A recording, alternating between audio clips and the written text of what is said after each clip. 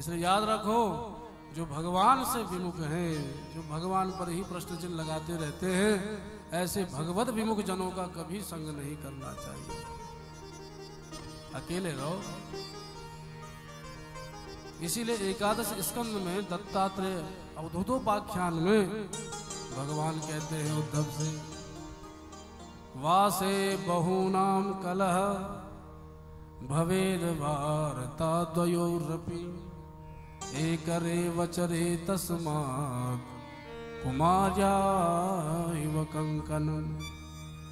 जैसे किसी लड़की को देखने के लिए ससुराल वाले आए तो पहले समय पर लड़की कैसी लक्षणा है वो देखा जाता था। आजकल तो ये है कितना लेके आएगी माल, वो देखा जाए तो कितनी गुणवती है, तो उसकी कसौटी होती थी।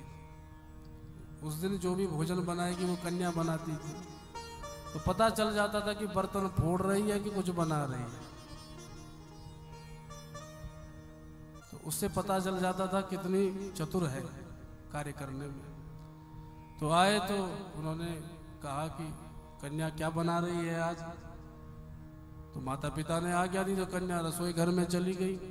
पर जैसे ही भोजन बनाने लगी तो हाथ में बहुत सारे कंगन थे, सो आपस में बजने लगे।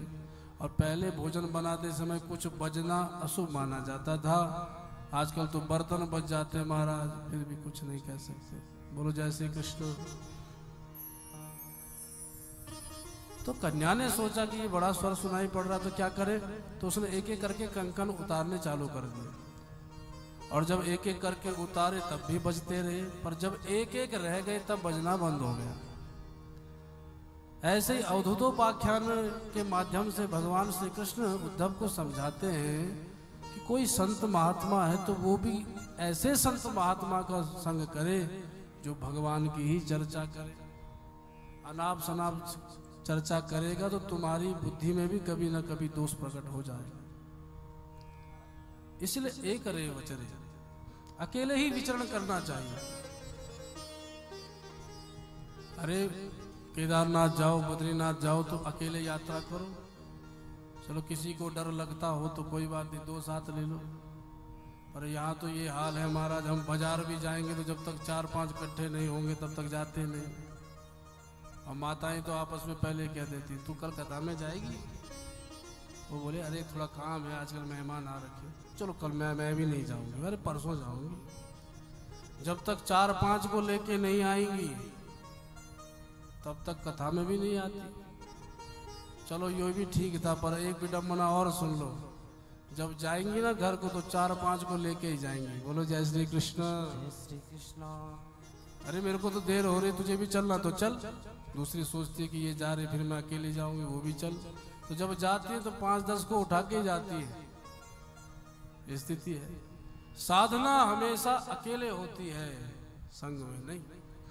संग करो तो सत्संग, मतलब सज्जनों का। अगर किसी मिथ्याचारी का संग कर लिया या पाखंडी का संग कर लिया तो फिर तो महाराज विडंबना है जाएगी, जितनी साधना की है वो भी निष्फल। इसलिए सावधानी के साथ भगवान कृष्ण यही उद्धव जी को समझाते हैं एकादश स्कंद में कि एक रे वचरे तस्मात्, अकेले तब जाकर कोई टेंशन नहीं, आपका साधना पथ बिल्कुल ठीक रहेगा।